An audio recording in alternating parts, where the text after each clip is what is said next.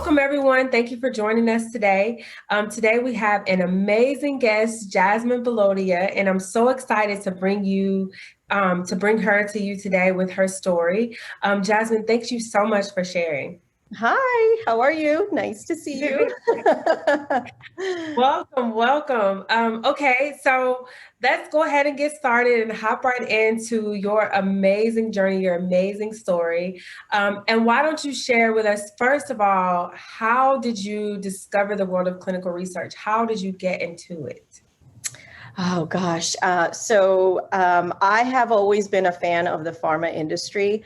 Ever since I was a teenager, I lived in New Jersey, which many people will say is the heart of pharma in some respects. Of course, since that time, a lot of places have expanded.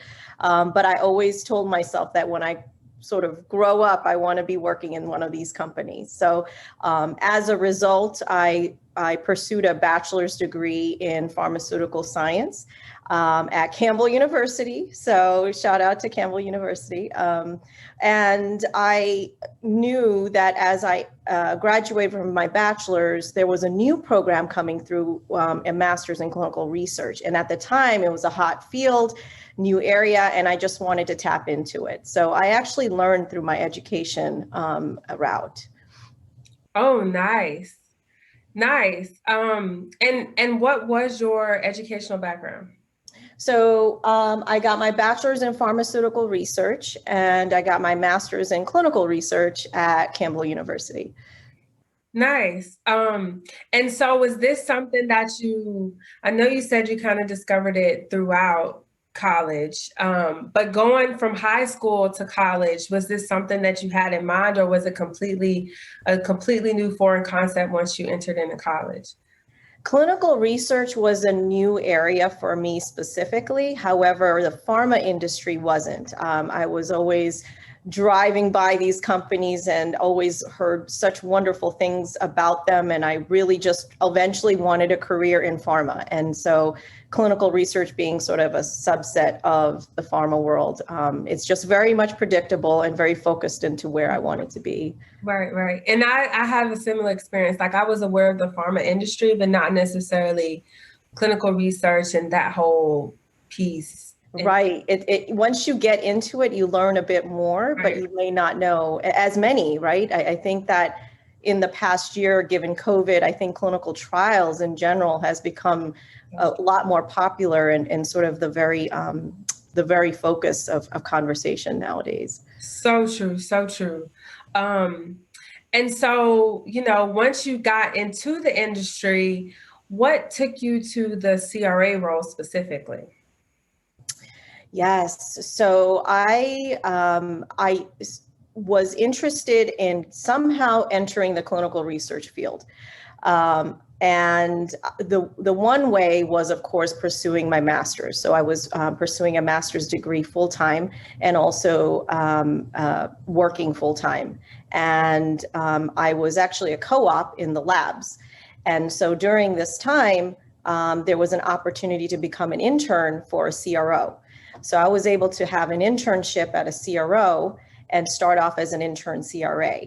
And that, shortly thereafter, I sort of dived into the CRA role to pursue the CRA career. Oh, nice. So it was a really nice segue, because you know how hard it is for people to get any sort of opportunity. So it almost seemed like it flowed kind of naturally for you, right?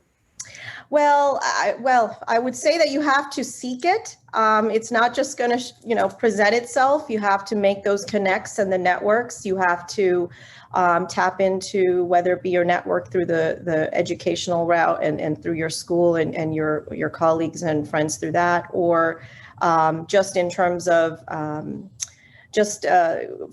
folks from the industry in general. And as you're in the co-op or whatever role you're in, you're reaching out and you say, okay, I heard about this. What is this? And reach out and talk to someone. Just get to know someone. Everyone's always been very open and very willing to share their knowledge with you. And so I would say that definitely stay curious. And that's sort of where I have been, is staying curious and learning that there was an opportunity in the CRO they knew about this new program. I sort of highlighted the opportunity for the program and sort of merging an opportunity to merge the program, the internship, as well as the opportunity to learn live into a role. Nice. And I'm glad you pointed that out, because so many people think that, I don't know if it's because they feel like they have the education or the years of experience or whatever it is, but they just feel like almost like they're entitled to the role. So they don't feel like they should have to necessarily take those extra steps that you mentioned that you took. Yes, every role that you take in your career, I have definitely had to find a way, create the channel, make the network, work towards applying to X number of positions. It's putting in the work to get the output, and not, always stay motivated. Never let it become disheartening in any way, because the right time, the right opportunity will present itself. And being creative, finding a way. Again, like I said, it's not that there was an opportunity available, but if there's a way that someone working in the CRO industry, can you have them connect you with someone within the company that can speak to you about an opportunity to develop some type of a program, allow you to come in? You can have paid internships, you can have unpaid internships. It's all possible. It's just a matter of speaking about it and learning about it and creating the opportunity. Absolutely. I agree 100%. And one thing I did want to go back and touch on was your graduate degree. So a lot of people, they come to me and they say, is it necessary to get an advanced level degree? Do I recommend it? What are your thoughts as to how your degree has impacted your career? Oh, it definitely has helped. To get a focused, concentrated degree in clinical research, you're essentially learning the industry and the fundamentals about clinical research, including CRA. Do you need the master's to get into the CRA role? No, I do not think so. But I do think if able, a bachelor's degree certainly does help towards that CRA role. As well, there are companies like CROs that have these very robust foundational CRA training programs that you can take that really covers a lot of the fundamentals of a CRA role. So I would say that if you can pursue something dedicated and focused and demonstrate that you're interested in the clinical research space, like a bachelor's or a master's degree, absolutely, but it's not needed. I agree with that as well. I have my master's in pharmacology. So a lot of times when I tell people this, they're like, but you have your master's. Yeah, it seems like you need it, but you actually really don't. And I think that it's about finding the right space environment. There's different industries that you can get into that actually has a sort of a door opening to clinical research. Right. I agree totally. So once you landed your first CRA role, what are some of the challenges that you faced? Was it everything you thought it would be? Was it a complete total shocker? Like, what was share with us the learning curve, so to speak, that you had to go through? So I didn't realize I would be in an airport as much as I was. So the travel was pretty high. I would say that the demand of finding balance. I didn't realize that along with the travel, you are going to have to carve out time to keep up with your reports and getting them completed and submitted, and not to sort of fall back on those, because that really will keep you ahead of the curve because of how much you are on the road. And when you do come back, you want to take some time and rest. You want to, you have to take time for yourself, and you have a short amount of time before you hit the road again. And qualify, the travel time. A lot of people, they hear it and then they see it on those job descriptions, right? 60 to 80%. But what did that look like in terms of travel days per week, per month? What qualify that for us? Yeah, so I mean, it depends. It depends where you're going. It depends on the studies that you're monitoring, the frequency in which you need to be there, the complexity of your trials to know how long you need to stay on site to sort of do your data review and monitoring. But I would say, it could be anywhere from, traveling out on a Monday morning, potentially hitting a site that afternoon, staying the night and being able to finish out your full Tuesday. And if you're able to get that flight out on Tuesday night, yes, great. If you need to potentially fly out on a Wednesday morning to get to your next site, that could also be the case. Again, it depends on how long you're staying at each location. To anywhere from, you can have regionally assigned sites. And so I remember having 3 sites around the New Orleans area. And so what I would do is I would try to schedule them in a sort of in and around the same time or same week. So I end up not moving around so much, but also just staying there for the X amount of time. So for a full week rather than just going airport to airport. So where you can have an opportunity to cluster, that really certainly helps stabilize your schedule. Absolutely.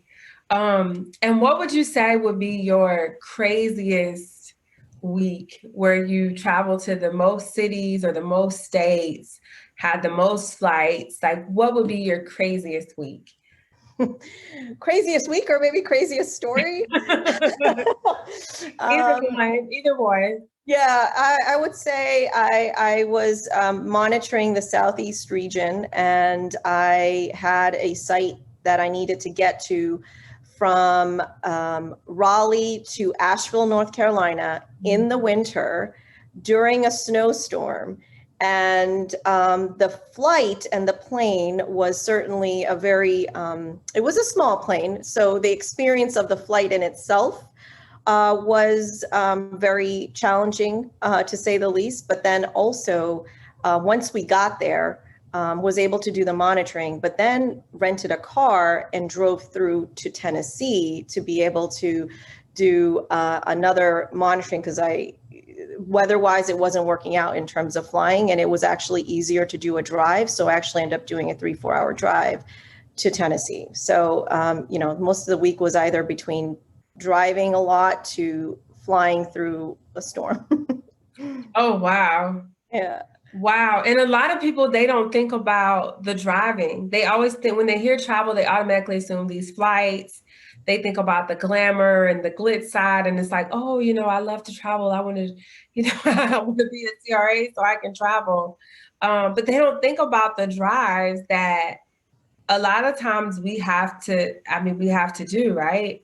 Yes, and the logistics are pretty complex. Usually, any role I say that requires travel, yes, it does sound glamorous, but there's a lot of work put into it. Yes.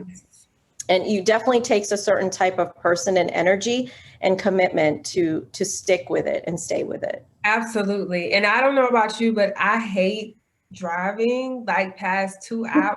I would say maybe 2.5 hours I would give myself, but past that, I hate it. I hate it. I will tell you that I am okay with the travel. I find it to be relaxing and sometimes intentional in why I do that, simply because sometimes you're just on and it gives you a new scenery. And especially if you're in a different region, you can utilize your drive as a way to sort of enjoy the scenic route, so to speak. So I kind of incorporate that into your work. That is true. And those times are, now that you say that, those are the times where I found peace during the drive. You're right. Because there was a time where it was in South Carolina and a hurricane was coming. And I was not able to, it was Charleston. I wasn't able to get a flight out, but they were like evacuating the whole city. So I had to drive home and, with everybody leaving, that added extra hours just because of the traffic. So it took me, I think it would have traditionally been like maybe a 3.5, 4 hour drive, and it turned into like 6 or 7. But you're right. Those are the times where you do, you get to take the scenic route and kind of slow down a little bit. The best of the situation. Yep. Right. You're right. And that's part of being a CRA, right? You have to take the good with the bad and kind of find the good, or else you just get lost. Mm-hmm. Yes. And all the stuff you have to keep up with, right? Yes. A lot of balance, a lot of just time management is key. 100%. Yeah. Absolutely. Um, so of course, you got your first CRA role. Now you're monitoring, you're gaining your experience. Now what? Tell us a little bit more about, kind of once you became a monitor, when you sort of fell into your groove, how long did it take to get acclimated? And then when did you start thinking about next steps beyond monitoring? Yeah, so I would say I was in my CRA interning for about 6 months, and then I transitioned into sort of the CRA role. I was probably in the CRA role for another year or so. For me, in terms of my career, CRA was the gates. It was a foundational learning. It was a foundational aspect to clinical research that I absolutely wanted to take on and needed to understand. I had my eye on sight for trial management and eventually evolving my career from the CRA into trial managing. So it was to get enough experience, enough to understand what this means, and then take the next step and leap into trial managing. Nice. So again, you had a plan. There was a Yes. strategy, there was a plan, you followed the plan, you executed the plan. Yes. Which a lot of people think you can just kind of apply and poof, I have a master's degree, so why not choose me? But you Yes. need a plan. That's what I'm getting from you. You had a plan, a strategy, you followed, you executed those plans and strategies. Yeah, always think ahead, enough to understand that directionally you have purpose, right? And so as long as you know that at some point this is where I want to go, then you will make decisions, you will take action, you will learn things along the way that will help you steer you towards that direction. Absolutely. I agree 100%. And that's really what I try to focus on with all of my coaching clients. They come to me and they think it's just kind of like old school where you just apply and then they call you and then you have a job. And then, once you get a job, you magically create and build this wonderful career. And it's not like that at all. Mm-hmm. So I'm so glad you pointed that out and mentioned that. And so as a CRA, was there a specific therapeutic area that you tried to focus on, or specific, opportunities or mentors or things that you did throughout that process to the trial lead, in order to get you from, the gateway, so to speak, into where your more long-term goals were? Yeah, so at the time, I wanted to be part of the exciting program, right? And so there was sort of a very big program that the CRO was partnered with a sponsor with. It was in the respiratory space, and the opportunity was presenting itself where the program's coming in, opportunities are expanding, they need folks to support this large program. And so for me, being new to the industry, I am not going to be very picky. I'm going to take up the opportunity where I see and able. So I was hungry, and I was able to take whatever opportunity came forth. And it was in the respiratory space, but I knew that there was a lot of therapeutic areas out there. The question was, when would I be able to sort of transition?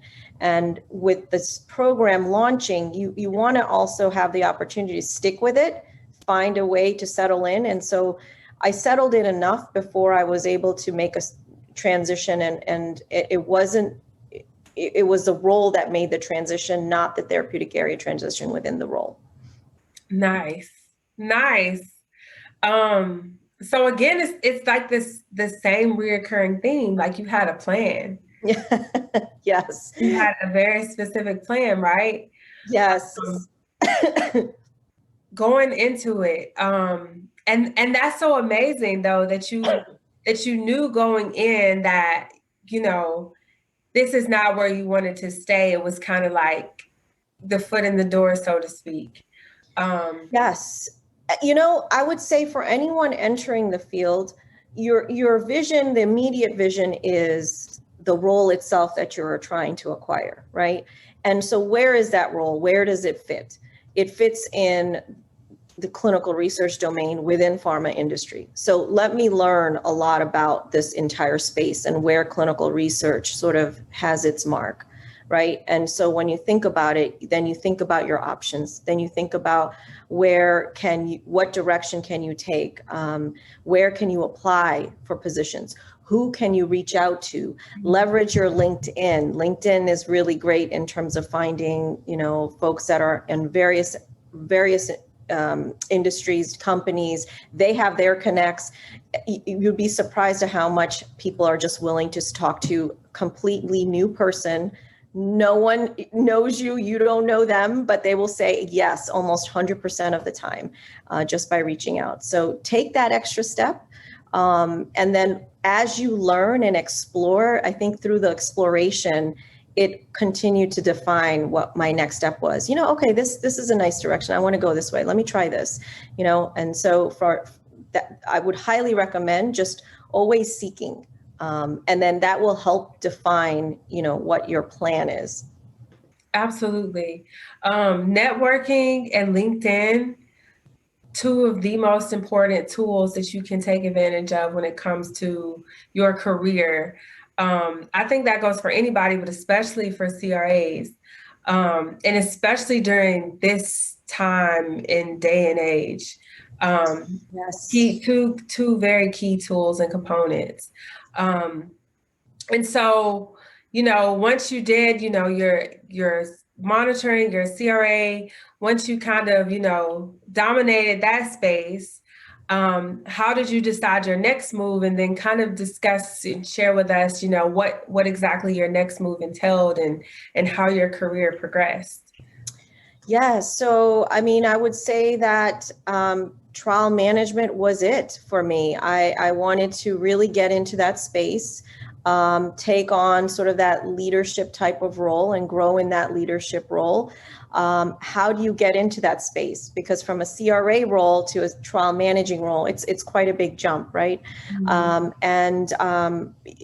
I tried to sort of highlight the experience and the knowledge gained through my master's education, as well as coupling that with the CRA experience. And that allowed for me to make a nice bridge into medical devices, which was not necessarily planned for me. With all the planning that I have been doing, that was different. And I took that on as an opportunity. It was a new space. I wasn't aware of clinical research in the medical device industry at the time, and thought, it's allowing me the opportunity to get into a clinical trial manager role. I will take it and see what this is about. And perhaps this can be my stepping stone into getting into pharma, which has been ultimately my passion and interest. And what was nice about this bridge is, as I was sort of channeling myself through the medical device arena, the role that I was in allowed me to play sort of a dual role. So where I was able to execute my trial managing skill set, with the projects that have been assigned to me, but I was also able to maintain my CRA skill set within that role. So therefore, being able to support and help monitor other trials. So then I was able to not only see CRA work through the pharma space with the CRO, when being in the CRO space, but then also see the CRAing in a medical device arena, which is a little different, and nice to expand that. Nice. And one thing I did want to highlight is the fact that you said you kind of took on an unexpected role that ended up being a good opportunity or bridge. Because I get so many people, they have, like, you have a plan and you have a strategy, right? But you have to be flexible with that plan, and recognize opportunities when they come, right? Because even though med device wasn't kind of like your expectation, you still took it, the opportunity, and made the most of it. And I get so many people that I've even had clients that have these wonderful opportunities, but because it's, let's say, for example, $3-4 short per hour of what they expected, they decline. And I'm like, Yes, I mean, I will tell you, I think a successful career is one that you sort of move around, and bob and weave. And I feel like that actually gets you even further along.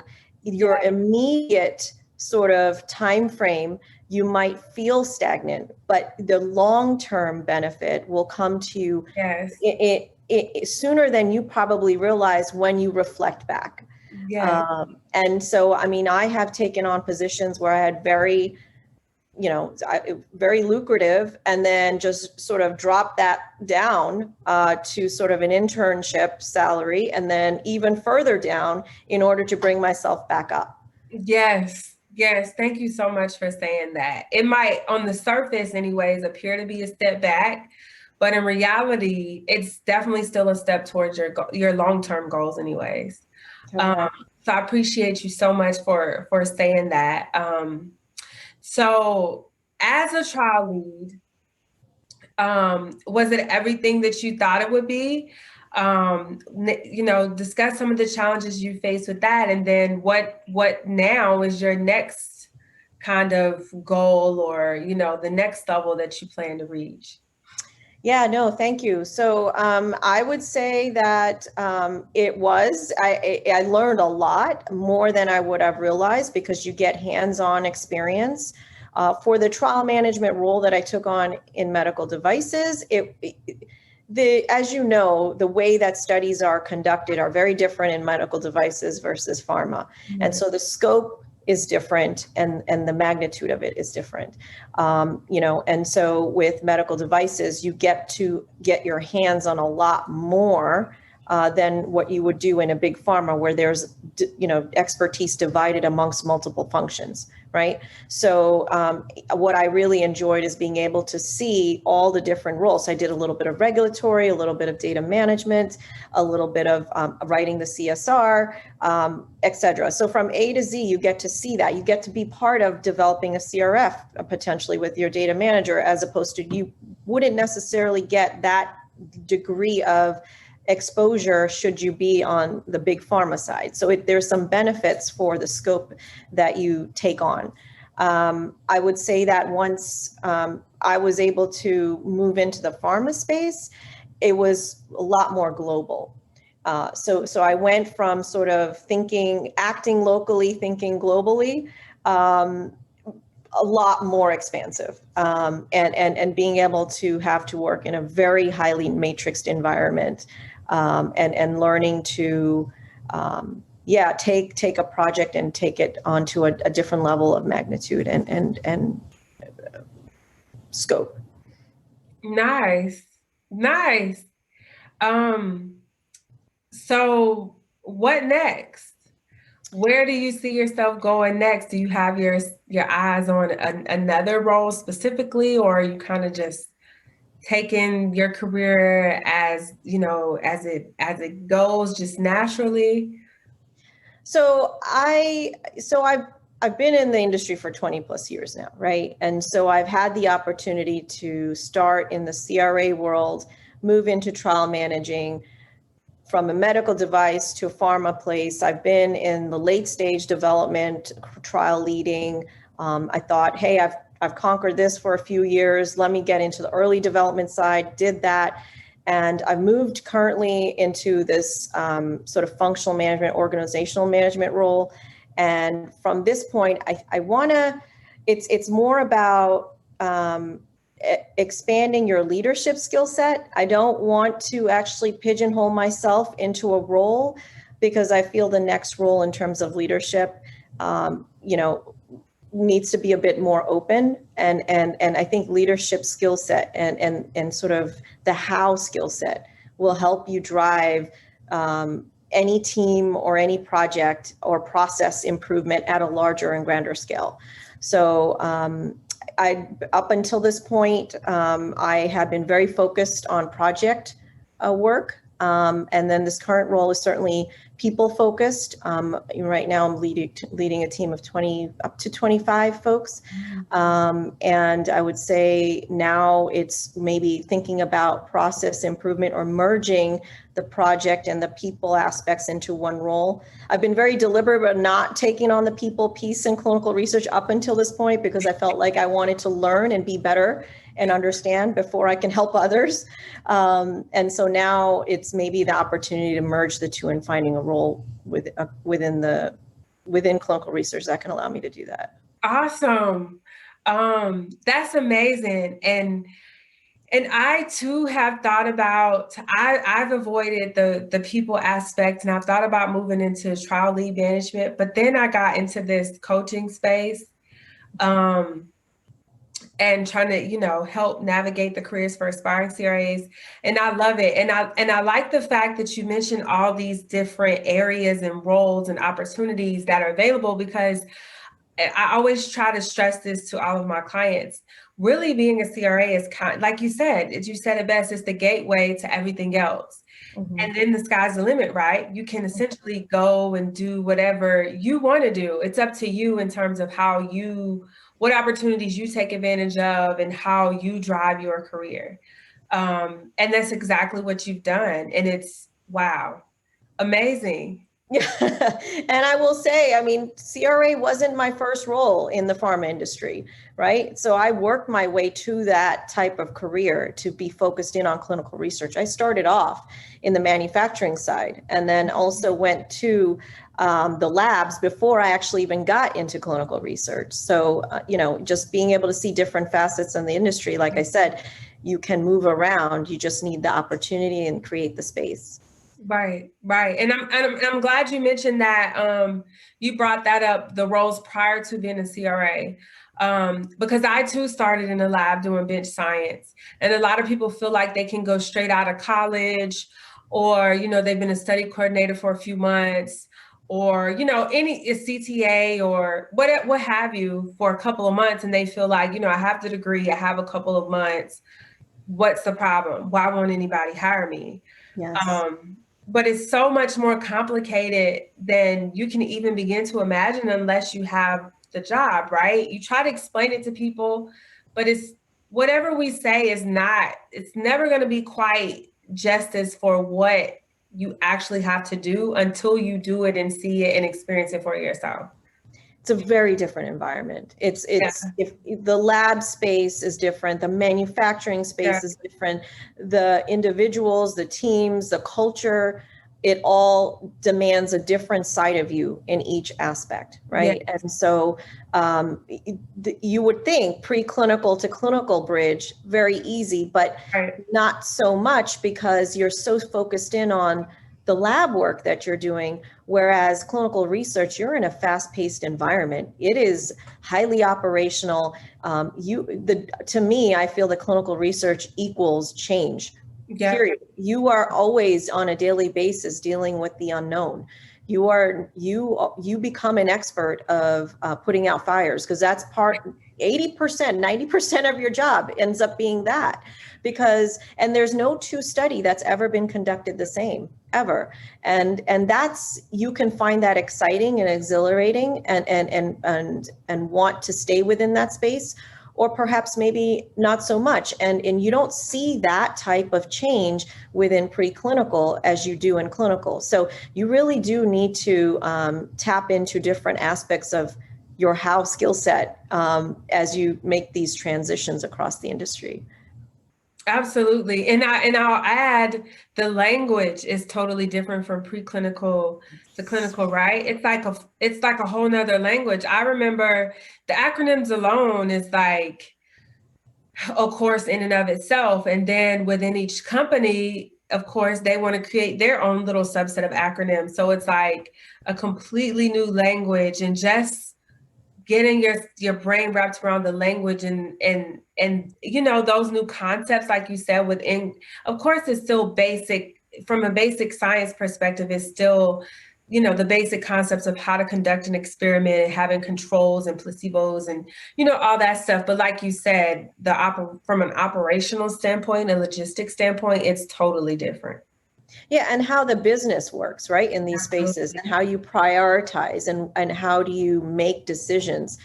Very different in terms of what matters most within each space. Absolutely. Yeah. Absolutely.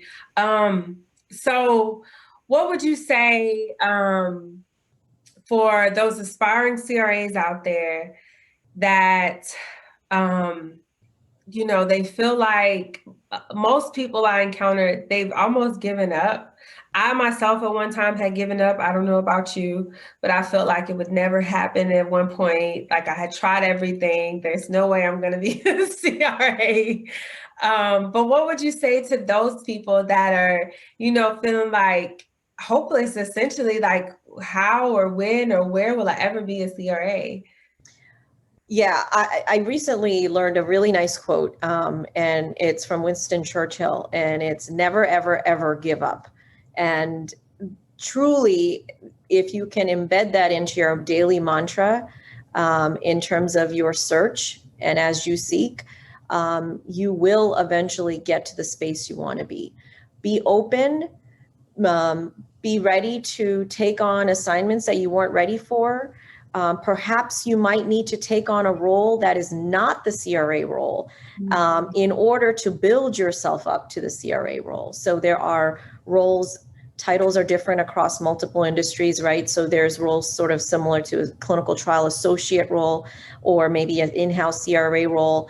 These roles that are sort of a supportive function to a CRA, or the central team. And either way, if you can get into the central team space or in sort of the CRA world, either way, you can find yourself to make that bridge. Once you get into an opportunity, you can find opportunities to stretch yourself, find opportunities to develop. You can work with your, the company and the manager and so on and so forth. But never give up. Keep talking, keep networking. I cannot stress it enough.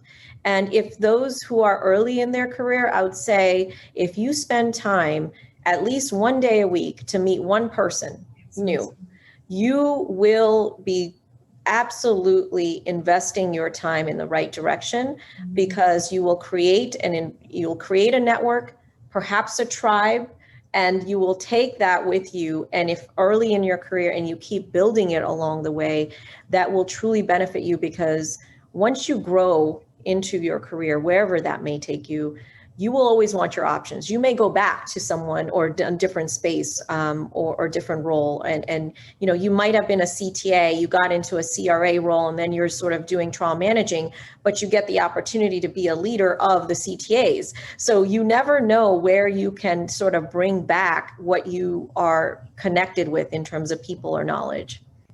Absolutely, 100% agree.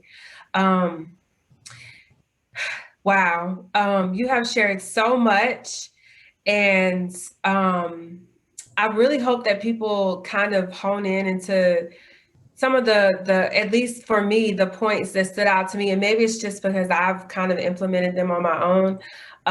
But really honing in on the fact that you had a plan, a strategy, you took advantage of every opportunity, regardless of how small it may have seemed at the time, and really staying focused and going after what you wanted. So any last final words that you would leave to the aspiring CRA, the struggling CRA, or even the CRA who I get CRAs that people that have monitored before, but for whatever reason, their career is stagnant and they seem to have lost their job, and then they can't seem to get back on, with another company. So any last words for these people, the aspiring CRAs and the struggling CRAs? Stay committed, stay focused, stay motivated. It eventually manifests, and just know that you're not alone. We have all gone through it, and we go through it with each and every role. It's not something truly that is handed, and you have to work towards creating it. So I would just say that, I respect the energy and time and investment you put in. It'll be a high return on your investment if you put in the time and energy. Thank you so much, Jasmine, for sharing. Thank you so much. Thank you.